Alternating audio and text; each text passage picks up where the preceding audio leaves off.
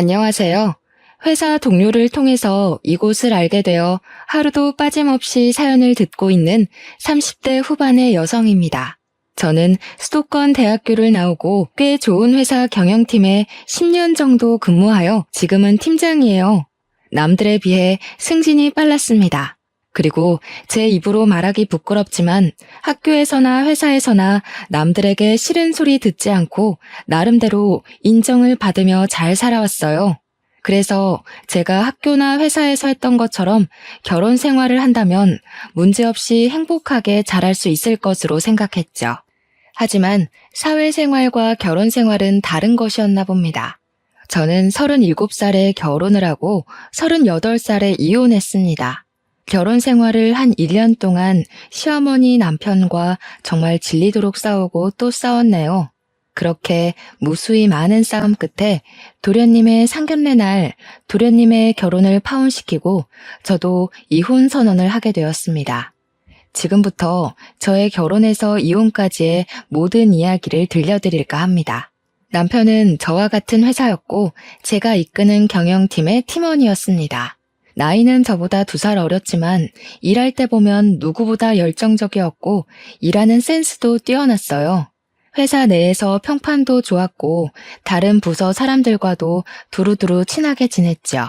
저는 그런 남편을 보며 나이는 어리지만 대단한 사람이라고 느껴졌고 남편도 저에게 호감이 생겼는지 회사 일이 아닌 개인적으로 연락을 종종 하더라고요. 그렇게 카톡을 주고받다가 밖에서 따로 만나 밥도 먹고 술도 마시는 사이가 되었고 이러한 시간이 쌓이고 쌓여 연인이 되었습니다. 점점 마음이 깊어져 결혼을 생각하게 되었고 결혼 준비를 하면서 우리가 이혼하지 않고 잘 살기 위해 많은 대화를 나눴어요. 먼저 주변 사람들이나 이곳 사연을 들어보면 부부 사이에 금전적인 차이가 생겼을 때 주로 문제가 발생하더라고요. 그래서 우리는 금전적인 것은 항상 같이 하기로 했습니다. 결혼 준비도 정확히 반반 나눠서 했고 집도 남편과 제가 같이 장만하였죠. 예단도 넉넉하지는 않아도 섭섭하지는 않을 만큼 준비해서 시어머니께 드리기로 했습니다. 그리고 결혼 후에는 시댁과 친정의 용돈이나 경조사비도 똑같이 드리기로 했어요. 시댁과 친정 둘 다 아버지는 돌아가시고 어머니만 계신 상태인데 저희 쪽은 어머니가 떡집을 크게 하셔서 먹고 사는데 큰 지장은 없으시지만 시어머니는 딱히 일하시지 않고 형님과 남편 그리고 도련님이 매달 드리는 용돈만으로 생활하고 계시거든요. 남편은 이러한 상황을 이야기하며 시댁에 반드시 용돈을 매달 드려야 한다길래 그럼 저도 친정에 그만큼의 용돈을 드리겠다고 했고 남편 역시 이에 불만 없이 동의했습니다. 어떤 분들은 부부 사이에 너무 계산적이지 않냐고 생각하실지도 모르겠어요. 하지만 제 주변에서 시댁에는 용돈을 많이 드리고 친정에는 용돈을 적게 드리는 이유로 싸우다가 결국에는 이혼까지 하는 후배도 보았고 처음부터 확실히 이런 부분을 이야기하지 않고 참고만 살다가 나중에 서로에게 크게 상처 주는 부부도 봐서 일부러 돈에 관련돼서는 확실하게 정리를 하였습니다. 부부의 공동 생활비 역시 매달 동등하게 내고 남편도 저도 일을 하다 보니 집안일 또한 당번을 정해서 번갈아 가면서 하기로 했어요. 이렇게 우리는 결혼 전부터 부부 생활에 대해 많은 이야기를 나누고 최고의 합의점을 찾아 우리의 생활 규칙을 완벽히 정한 뒤에 결혼했습니다. 결혼식을 마치고 남편과 팔짱을 끼고 행진할 때 이 남자와 앞으로 살 날이 너무 기대되었고 설레었어요. 신혼여행을 가서도 남편과 저는 그저 행복했고 앞으로도 이렇게 우리는 함께 웃으며 잘 살 줄 알았습니다. 신혼여행 후 한국으로 돌아온 우리는 먼저 친정으로 향했습니다. 결혼식 전에 신혼여행을 마치면 친정에서 먼저 1박을 하고 시댁으로 넘어가 1박을 하기로 약속을 했었거든요. 이 부분은 시어머니와 친정엄마한테도 미리 말씀을 드린 상태였고 분명히 그때 두 분 다 알겠다고 하셨습니다. 그래서 계획한 대로 먼저 친정에 가서 인사를 드리고 같이 저녁을 먹고 있는데 시어머니한테 전화가 왔어요. 전화를 받아보니 오늘 신혼여행을 마치고 귀국하는 날인데 왜 집에 안 오냐고 하시길래 친정에서 먼저 1박을 하고 이바지 음식을 받아서 내일 시댁으로 갈 것이라고 얘기했죠. 그랬더니 시어머니께서 너희 마음대로 그렇게 정하면 어쩌냐고 하시더라고요. 저는 결혼식 전에 미리 말씀드렸고 어머니도 그때 알겠다고 하시지 않았냐고 했더니 그런 소리 들은 적 없다고 하시는 게 아니겠어요? 그러면서 원래 결혼하면 시댁에 먼저 와야 한다며 음식도 이미 다 해놨고 친정과 시댁이 멀지 않으니 바로 오라고 하셨습니다. 그런데 이미 친정의 짐도 다 푼 상태에서 밥을 먹고 있었는데 갑자기 어떻게 다시 갑니까? 그래서 시어머니께 죄송하지만 이미 말씀드린 부분이고 지금 시간도 늦었으니 내일 가겠다고 했습니다. 그러자 시어머니는 씩씩대며 그냥 전화 끊어버리셨어요. 기분이 찜찜하긴 했지만 그래도 내일 가서 남편과 제가 잘 말씀드리면 되겠지 싶어 따로 다시 전화를 드리지 않았습니다. 그리고 다음날 친정엄마가 준비해주신 이바지 음식을 받아서 시댁으로 향했어요. 시댁에 도착하니 시어머니 제게 뚱한 표정을 지으시며 이제야 왔냐고 하시더라고요. 원래 여자는 결혼하면 뭐든지 친정보다는 시댁이 먼저여야 하는데 어떻게 신혼여행 후에 시댁에 먼저 올 생각을 안 하고 친정부터 가니? 앞으로는 그런 식으로 하면 안 된다. 이제 너는 이 집 사람이니 죽어서도 이 집 귀신이 되어야 해.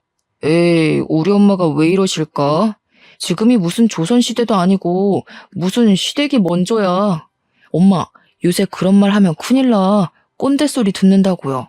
요새는 시댁도 처가댁도 공평하게 해야 해. 무슨 말도 안 되는 소리를. 네가 지금 우리 현수보다 나이 많고 팀장이라고 현수 조종해서 시댁을 얼렁뚱땅 넘어갈 생각하지 마라. 알겠니? 네가 나이가 많아도 그래도 현수는 너의 남편이야. 너네 집의 가장이라고.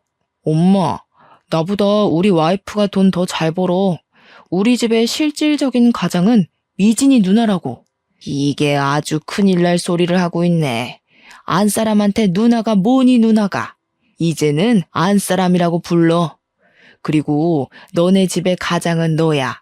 네가 돈을 더 적게 벌어도 그래도 넌 이 집의 장남이자 가장이라고. 그리고 미진이 너도 이제 현수라고 하지 말고 꼬박꼬박 현수 씨라고 존칭 써. 남편은 시댁이 우선시 되어야 한다는 시어머니의 발언에 열심히 제 편에서 말을 하려 했지만 시어머니는 꿈쩍도 안 하고 오히려 분위기가 더 안 좋아졌어요. 솔직히 시어머니의 말이 달갑게 들리지도 않았고 평소 같았으면 조목조목 따지고 대판 싸웠겠지만 결혼 후 처음으로 시댁에 오는 자리이고 남편도 열심히 노력하는 것이 보여서 그냥 가만히 있었습니다. 그 뒤로도 시어머니는 이바지 음식을 직접 만들어 와야지 업체에다가 사는 게 어딨냐면서 뭐라고 하셨어요. 친정엄마가 떡집 때문에 바쁘셔서 직접 요리를 못 하시긴 했지만 이바지 음식으로 유명한 업체에다가 비싼 돈 들여서 일부러 준비해 주셨거든요. 그런데 그런 음식을 가지고 뭐라고 하시니 기분이 많이 상했습니다. 그래도 남편이 중간에서 시어머니의 말을 잘 막아줘서 그냥 꾹 참으며 아주 불편하게 시댁에서의 첫날 밤을 보냈습니다. 우리는 모든 일정을 무사히 마치고 다시 일상으로 돌아왔어요. 저와 남편은 결혼 전에 약속한 대로 공동 생활비도 동등하게 내고 집안일도 같이 하며 나름 즐겁게 생활하고 있었습니다. 그렇게 한 달 정도 후 시댁과 친정 식구들을 모시고 집들이 하기로 하고 먼저 시댁 식구들을 초대했습니다. 제가 직접 음식을 다 하고 싶었지만 평일에는 일하느라 바빠서 어쩔 수 없이 밀키트를 사서 상을 차렸어요. 상이 얼추 차려지니 도련님은 회사에 급한 일이 생겨서 가지 못하겠다고 전화가 오고 시어머니와 형님만 오셨습니다. 시어머니는 집을 둘러보시다가 부엌에 있던 밀키트 포장지를 보시고서는 사람을 초대했으면 직접 음식을 만들어야지 무슨 밀키트를 쓰냐며 뭐라고 하셨어요. 형님은 요새는 밀키트도 잘 나오고 무엇보다 회사 다니느라 바쁜 사람인데 어떻게 장보고 음식을 만드냐고 하며 제 편을 들어주시더라고요. 하지만 시어머니는 나는 젊을 때 애도 보고 어른도 모시고 요리도 직접 다 해다가 먹었는데 그게 그렇게 어렵냐며 뭐라고 하셨습니다. 그리고서는 일단 배고프니 밥을 먹자고 하는데 정말 국물 하나 남기지 않고 싹싹 긁어 드시더라고요. 식사를 마치고 뒷정리를 하는데 원래 오늘 설거지 당번이 남편이었으나 집들이 때는 혼자서는 힘들 것 같아 같이 하기로 했습니다. 그래서 저는 그릇을 옮기고 남편이 설거지를 먼저 시작하려고 고무장갑을 끼고 있었어요. 현수야, 너 지금 이게 뭐 하는 짓이야? 네가 지금 설거지를 한다고? 네 마누라가 있는데 네가 왜 설거지를 해? 엄마, 당연히 우리 집이니까 내가 설거지 해야지. 그리고 오늘은 원래 내가 설거지 당번인 날이야. 뭐? 설거지 당번? 원래 돈 버는 남자는 설거지 하는 거 아니야. 얼른 고무장갑 벗어. 그리고 미진이 네가 해, 네가. 어머니, 제가 집에서 노는 사람도 아니고 저도 현수랑 똑같은 회사에서 일하는데 현수는 왜 설거지를 하면 안 되고 제가 다 해야 해요? 우리 집인데 당연히 우리 같이 설거지 해야 하는 거 아닌가요? 이게 지금 어디서 말대꾸야? 원래 설거지는 당연히 며느리가 하는 거다. 며느리가. 얼른 네가 해. 그리고 지금 나이 많다고 유세니? 네 남편한테 현수가 뭐니 현수가? 현수 씨라고 불러. 엄마 도대체 왜 그래? 그냥 가서 누나랑 앉아서 과일이나 먹고 있어. 내가 하고 싶어서 한다고 내가. 누나, 얼른 엄마 좀 데리고 가. 시어머니는 형님의 손에 이끌려 부엌에서 나갔어요.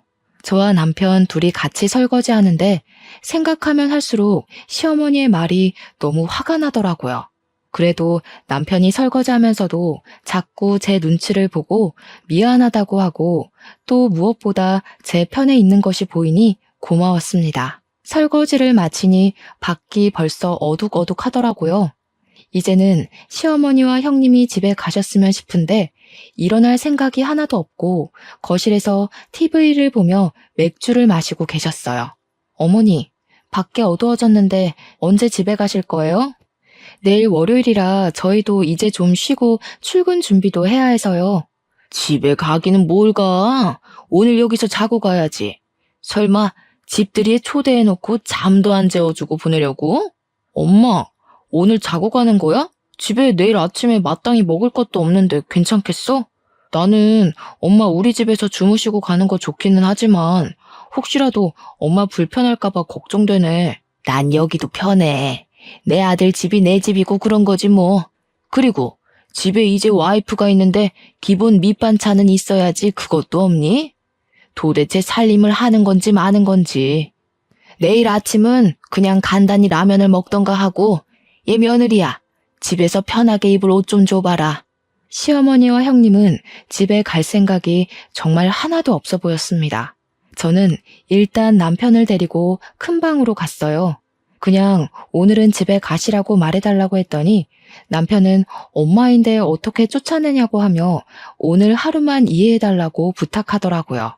정말 짜증이 났지만 그래도 오늘 시어머니가 뭐라고 할 때마다 중간 역할을 잘해줘서 그냥 알겠다고 했습니다. 그날 밤 잠을 자야 하는데 시어머니는 밤늦게까지 맥주를 드시며 TV의 볼륨을 높여서 보시더라고요. 결국 저는 시끄러워서 잠을 거의 자지 못했네요. 아주 피곤한 몸을 이끌고 저와 남편이 출근 준비를 하고 있는데 작은 방에서 시어머니가 나오셨어요. 바로 출근하니? 밥은? 현수 아침은 안 먹이니?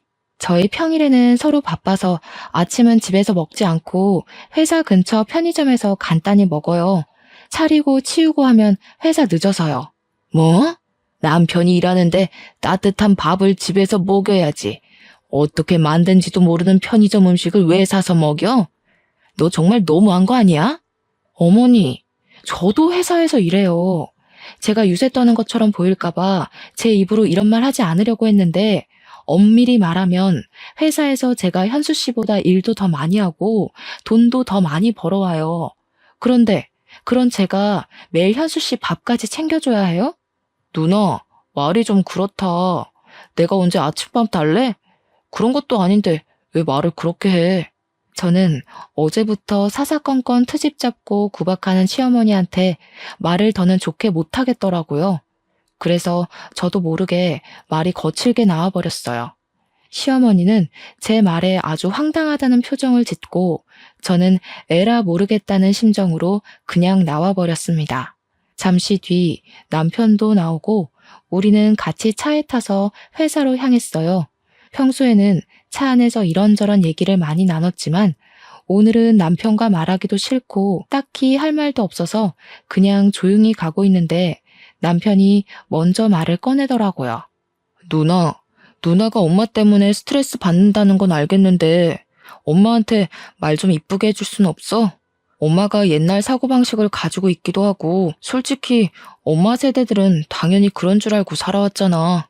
내가 평소에 잘할 테니까 엄마 앞에서만 엄마 뜻에 따르면서 생활하자. 나 우리 엄마랑 누나랑 이렇게 싸우는 거 너무 싫어. 나랑 어머니랑 싸우는 게 다 내 잘못이니? 그리고 너 어머니 아들이기도 하지만 나와 가정을 이룬 부부이기도 해. 그동안은 어머니 아들로 설거지 한 번도 안 하고 살아왔을지 몰라도 이제는 바뀌었다고. 게다가 어머니 앞에서는 설거지고 집안일이고 다 내 차지면 우리가 결혼 전에 그렇게 오랜 시간 대화를 나누며 정했던 우리 부부의 생활 규칙은 뭐가 되니?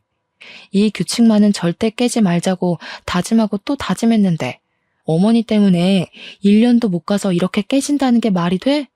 규칙이 반드시 지켜야 할 법도 아니고 상황에 따라서 좀 깨질 수도 있고 하는 거지. 우리 엄마 앞에서 설거지하고 집안일 더 하는 게 그렇게 불만이야?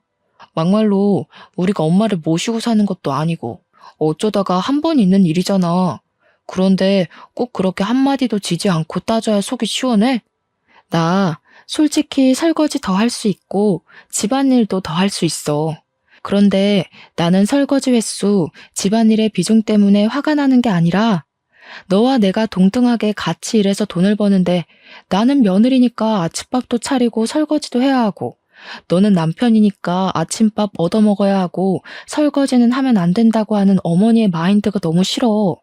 그리고 어머니는 그렇게 생각하실지 몰라도 그런 생각을 나에게 강요하시는 것도 너무 싫다고. 그냥 대충 네네 하고 좋게 넘어갈 수는 없어?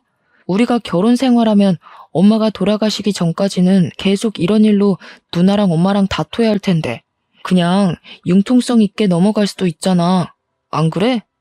그렇게 한 번, 두 번 대충 네네 하고 넘어가면 당장은 조용하겠지. 그런데 과연 우리가 진짜 행복하게 살 수 있을까? 너야 편하겠지만 나는 절대 그리 못해. 그리고 내 성격상 분명히 언젠간 크게 폭발하고 말 거야. 그래서 애초에 그러기 전에 제대로 짚고 넘어가자는 거야. 남편과 저는 서로의 생각의 차를 좁히지 못한 채 회사에 도착했고 바로 일을 시작했습니다. 그날은 거래처가 오전부터 방문해서 회의실에서 미팅하고 있는데 시어머니한테 전화가 왔어요. 하지만 제가 도무지 전화를 받을 수 없는 상황이라 무시했죠. 그렇게 1시간 정도 지난 후 무사히 미팅을 마치고 사무실로 가니 사장님이 저를 부르시더라고요. 제가 회의실에 있는 동안 제 자리에 전화가 쉬지 않고 계속 울려서 사장님이 받아보니 제 시어머니셨대요.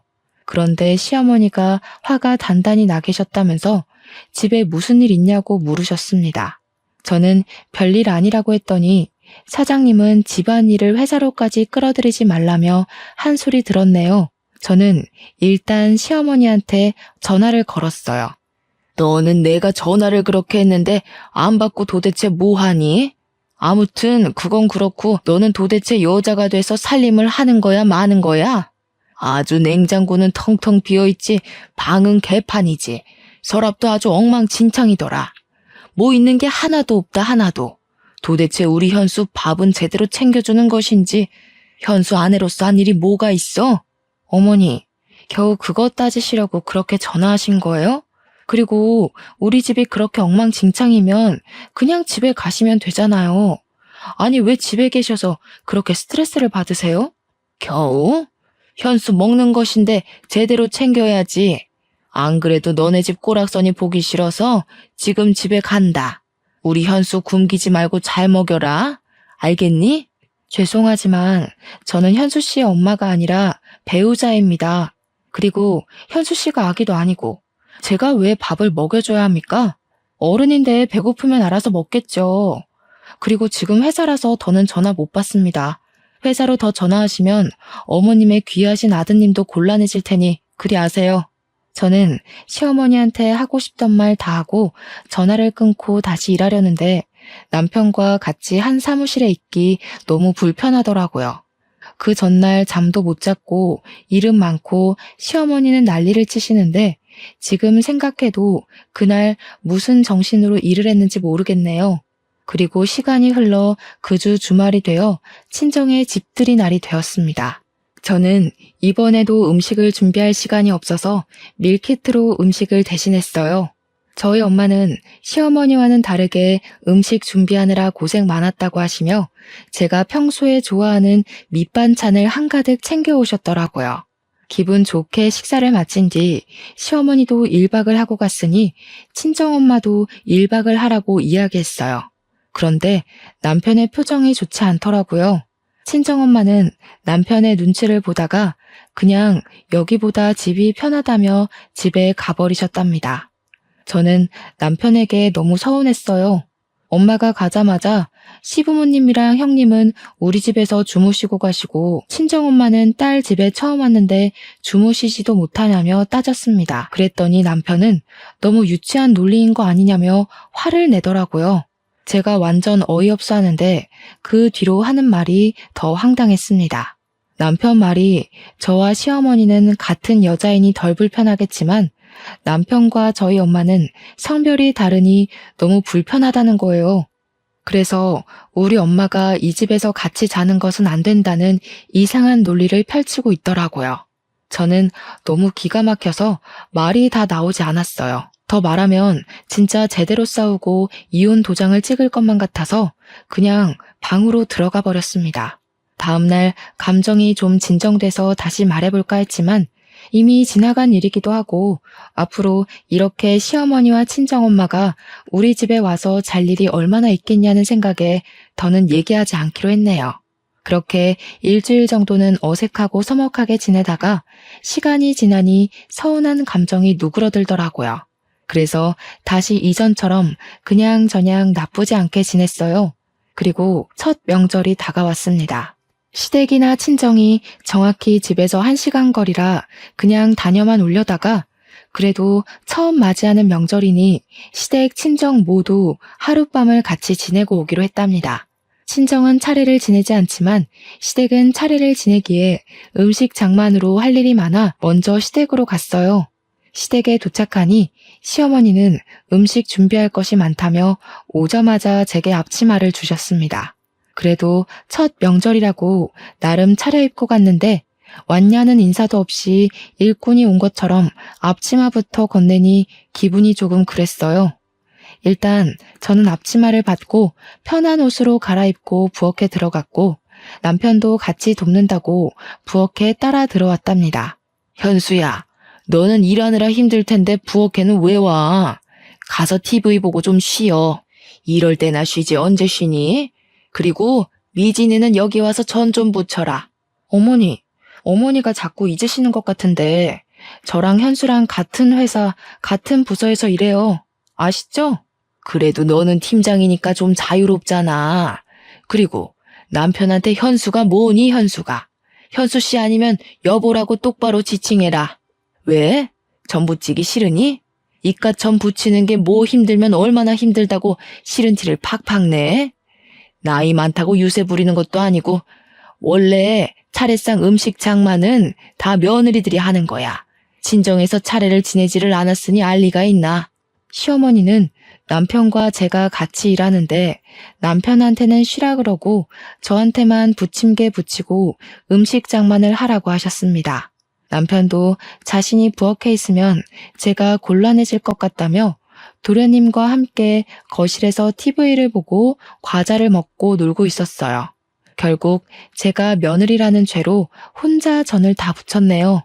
그러고 잠시 쉬려는데 이번에는 친척들이 오셨어요. 시어머니는 친척들 오셨으니 저녁상을 차리라고 하시더라고요. 그래서 저는 음식을 준비할 테니 남편에게 상을 피고 수저를 놓아달라고 부탁했더니 남편은 친척들에게 잡혀서 이런저런 이야기 듣느라 거실에 앉아 아무것도 안 하고 있었습니다. 결국 또 저 혼자 상을 피고 수저도 놓고 음식도 놓고 하며 상을 차렸답니다. 상을 다 차리고 저도 뒤늦게 앉아서 밥을 먹으려는데 친척 어르신이 물 좀 갖다 달라고 하셨어요. 솔직히 물 정도는 남편이 좀 움직여서 갖다 줄 수 있지 않나요? 그런데 남편은 친척들 사이에 딱 앉아서 열심히 밥만 먹고 있었더라고요.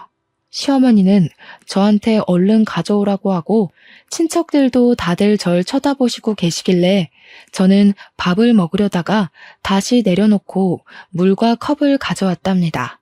그다지 기분 좋지 않게 식사가 마쳐지고 나서 친척들은 그냥 상 뒤로 빠져서 수다를 떨고 있었습니다. 저도 같이 앉아 있으려니 시모가 얼른 상 치우고 설거지를 하라고 재촉하시더라고요. 이건 좀 아닌 것 같다는 생각에 남편에게 설거지는 같이 하자고 했어요. 남편은 조금 당황한 표정을 짓다가 알겠다고 하며 부엌으로 가려고 하자 시어머니는 친척들 다 계시는데 장남이 모양 빠지게 무슨 설거지냐며 차라리 시어머니 본인이 하겠다고 하셨어요. 저는 마음 같아서는 시어머니한테 그럼 그러시라고 말하려다가 친척들도 있고 해서 마지못해 부엌으로 가서 설거지했네요. 저의 표정이 좋지 않자 남편은 계속 제 눈치를 보고 시어머니는 저를 계속 못마땅하게 여기시며 명절의 첫날이 지났습니다. 그리고 둘째 날 친척들과 남편, 도련님이 함께 차례를 지내고 식사를 마친 뒤 친척들이 가시길래 저도 친정에 가려고 짐을 챙기고 있었어요. 그때 누군가가 집 벨을 눌러서 나가보니 도련님과 결혼할 사람이라며 예비 동서가 과일과 한우를 들고 집에 왔더라고요. 어제부터 음식 장만하느라 피곤함에 지친 저와는 달리 딱 봐도 화사하고 어리고 여자인 제가 봐도 너무 예뻤어요. 어차피 다음 주 상견례 때 볼 건데 왜 왔어? 그냥 집에서 쉬지 않고 기특하기도 하지. 지금 시간이 벌써 점심시간이네. 온 김에 밥 좀 먹고 가. 미진아, 네 예비 동서 왔으니 같이 밥 먹게 상 좀 차리자. 시어머니는 저를 콕 집어서 상을 차리자고 하며 부엌으로 저를 데리고 갔어요. 예비 동서도 돕는다고 들어가니 시어머니는 예쁘게 차려입고 왔는데 옷 버린다고 안 된다며 거실로 나가서 진수랑 현수랑 쉬고 있으라고 하셨습니다. 저도 첫 명절이라고 예쁘게 차려입고 왔는데 제게는 오자마자 앞치마를 던져주시더니 예비 동서한테는 한사코 쉬라고 하시는데 기분이 묘하게 상하더라고요. 어찌됐든 저는 시어머니와 함께 상을 차리고 다 같이 식사를 했어요. 식사를 마친 후 상을 정리하고 저와 남편이 설거지하려는데 예비 동서가 설거지는 자신이 하겠다고 왔습니다. 아가야, 넌 아직 손님인데 뭘 자꾸 도우려고 하니? 설거지는 네 형님이나 시키고 너는 이리 와서 거실에서 과일이나 먹자. 현수 너도 우리 집 가장이 설거지는 무슨 설거지야. 부엌에 얼쩡거리지 말고 여기 앉아. 그리고 미진아, 가서 과일 좀 깎아와. 예비 동서는 어쩔 수 없이 다시 나가고 저는 과일을 내왔어요. 과일을 깎으며 이야기를 들어보니 예비 동서는 도련님보다 4살이 어리고 부모님의 사업이 잘 돼서 집이 꽤 부유하더라고요. 그래서인지 혼수와 예단을 아주 넉넉히 준비한다고 했습니다. 잘 살고 나이도 어리고 예쁜 예비 동서가 오니 집안 분위기가 아주 밝아지고 다들 예비 동서를 환영하는 분위기였어요. 그 사이에서 저는 왠지 모를 씁쓸함과 소외감이 느껴지며 괜히 서글퍼져서 부엌에가 혼자 설거지하고 부엌 정리를 했답니다. 다 마치고 나니 예비 동서가 집에 간다고 하더라고요. 저는 상견례 때 보자고 인사를 하고 시계를 보니 벌써 오후 4시였어요. 이제는 진짜 집에 가려고 짐을 챙기고 있으니 이번에는 형님의 가족이 집에 왔습니다. 왜? 벌써 가게? 현수나도 명절 때 봐야지 벌써 가면 되니? 너도 좀 같이 어울리다가 천천히 가. 어차피 친정도 가깝잖아. 친정은 차례도 지내지 않는데 좀 더 있어. 형님도 친정에 오셨는데 저도 친정에 가야죠. 친정엄마는 자식이 저 하나뿐이라 저 기다리고 계실 거예요. 지금 출발해도 어둑해져서 도착할 텐데 이제는 가야죠. 그래도 첫 명절이잖니? 그리고 여자는 원래 결혼하면 친정보다는 시댁이다. 나는 옛날에 명절 때 친정 아예 가지도 못했어. 지금은 그 정도는 바라지도 않으니 그냥 조금 더 있다가 가. 시어머니의 말에 남편도 어쩔 수 없다는 듯한 표정을 짓고 있더라고요. 저는 더는 이 자리에 있을 필요가 없다고 느껴서 그냥 짐을 챙겨서 그냥 인사하고 나와버렸습니다. 남편도 어쩔 수 없이 같이 따라 나왔어요. 야, 그래도 첫 명절인데 기분 나쁘게 이렇게 그냥 나와야겠냐? 그냥 1시간 정도만 더 있다가 나가도 되잖아. 그게 그렇게 어려워? 1시간? 1시간이 2시간 되고 그러다가 시댁에서 명절 다 지내고 친정도 못 가. 이런 거는 처음부터 제대로 해야 한다고. 너는 어쩜 그렇게 인정머리 하나 없이 딱딱 반반이냐? 하여튼 하나도 손에 안 보려고 한다니까? 나 원래 이러는 거 몰랐어? 그리고 거꾸로 생각해봐. 네가 우리 집 갔는데 엄마가 너 가지 말라고 하면서 집에서 설거지 시키고 요리하라고 시킨다고 생각해봐. 그러면 너라면 알겠습니다 하고 그냥 있겠니? 내 생각엔 네가 나보다 더 했으면 더 했지 덜 하진 않을 것 같은데. 저와 남편은 친정 가는 차 안에서 계속 싸웠어요.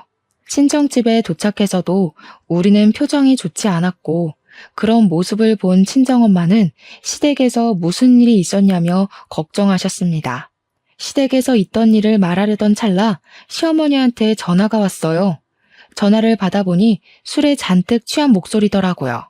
너는 큰며느리라는 애가 첫 명절인데 내가 허락도 안 했는데 양해도 구하지 않고 그냥 친정으로 가버리면 되겠냐? 심지어 현수 누나도 집에 왔는데 명절에 네 형님이랑 다 같이 친해지는 시간도 갖고 하면 좀 좋아. 여자는 결혼하면 출가 외인, 여자는 결혼하면 친정사람 아니니까 친정에 발도 들여놓으면 안 된다고. 그것도 모르는 게 무슨 회사의 팀장이라고. 어머니, 제가 명절에 제 엄마를 보러 가겠다는데 그게 어머니께 허락까지 받아야 할 일인가요? 제가 시댁에 들리지 않고 친정에 가겠다는 것도 아니고 친정이 가면 안 되는 것도 아닌데 허락을 받고 양해를 구해야 한다는 게 제 선에서는 이해가 가지 않네요. 심지어 형님은 친정에 왔는데 저는 친정에 아직 가지 말라니. 그게 무슨 경우예요? 이게 뭘 잘했다고 말댔고야? 친정에서 시어미한테 그렇게 하라고 가르치디? 지금 당장 와, 당장. 출가 외인이 어디서 명절 때 친정을 가고 있어? 그리고 딸하고 며느리하고 같아? 출가 외에는 예전에나 있던 말이죠. 남녀가 동등하게 결혼 준비를 하고 돈도 같이 버는 이 시대에 출가 외인 타령하시는 건 아닌 것 같은데요. 그리고 다시는 술 드시고 제게 이렇게 전화하지 마세요. 저는 어머니의 말씀대로 딸이 아니라 며느리입니다. 술 취한 어머니의 주정을 딸은 들어드릴 수 있어도 며느리인 저는 들어드릴 수 없습니다. 전 제 할 말을 다 하고 시어머니의 전화를 일방적으로 끊었습니다. 그랬더니 시어머니는 남편 핸드폰으로 전화해서는 며느리 눈치 보느라 못 살겠다며 하소연을 하시는 것이 아니겠어요. 그때 저와 엄마는 남편과 같이 있어서 시어머니가 뭐라고 하는 것을 친정엄마가 다 듣게 되었어요. 엄마는 화가 단단히 나서 남편의 핸드폰을 뺏어갔습니다. 사돈, 듣자 하니까 정말 너무하시네요. 저랑 동년배이신데 어쩜 그렇게 사고가 꽉 막혀 있으신지 6.25 전쟁까지 겪으신 제 시어머니보다 더 꽉 막히셨네요. 정말 제가 저희 딸을 그 집으로 시집 보낸 것이 너무 후회스럽네요.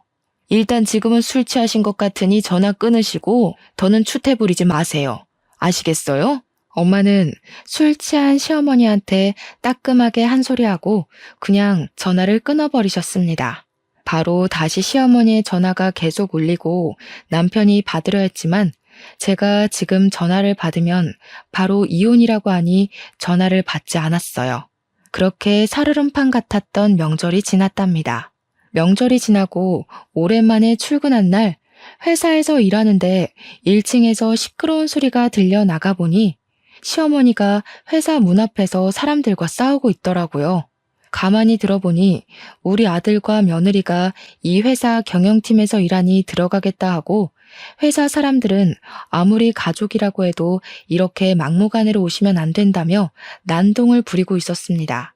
저와 남편은 깜짝 놀라 1층으로 내려가자 시어머니가 왜 명절 때 전화를 받지 않느냐며 네가 그러고도 며느리냐고 하며 소리를 고래고래 지르시더라고요. 아무리 그래도 그렇지.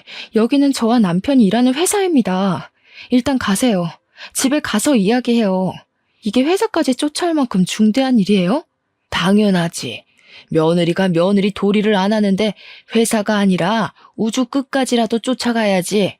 2년이 일만 해와서 뭐 아무것도 모르는 것 같은데 오늘부터 퇴근하고 우리 집 와서 며느리 도리 좀 배워라. 이번 주에 진수 상견례도 있고 네가 그래도 맏며느리인데 진수 처한테 이것저것 알려주려면 너도 배워야 하지 않겠어? 엄마, 그만 좀 해. 회사에서 일하는데 이게 무슨 행패야? 제발 그냥 집에 가. 엄마 아들, 이 회사에서 잘리는 꼴 보고 싶어? 남편의 간곡한 부탁에 시어머니는 집으로 갔어요.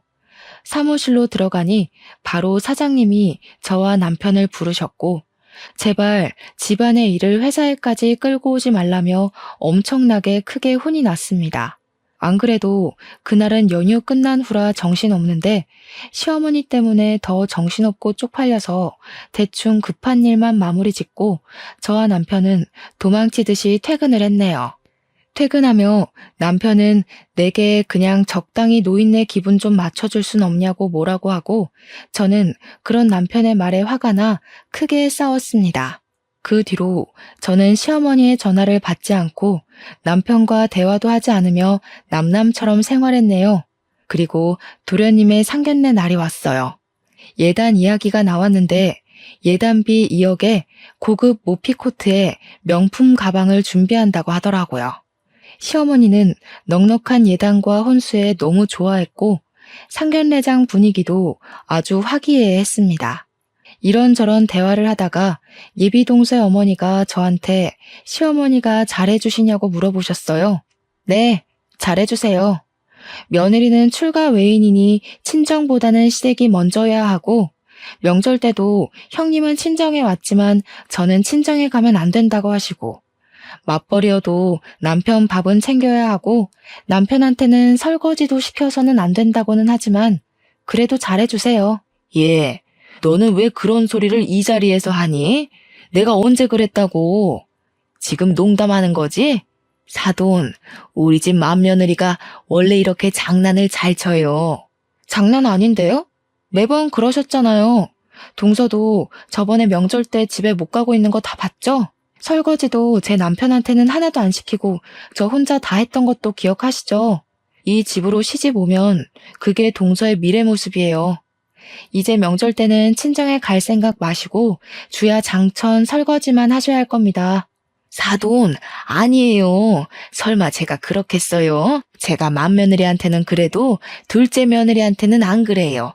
명절날 아주 칼같이 보내겠습니다. 원한다면 설과 추석 번갈아 가면서 와도 돼요.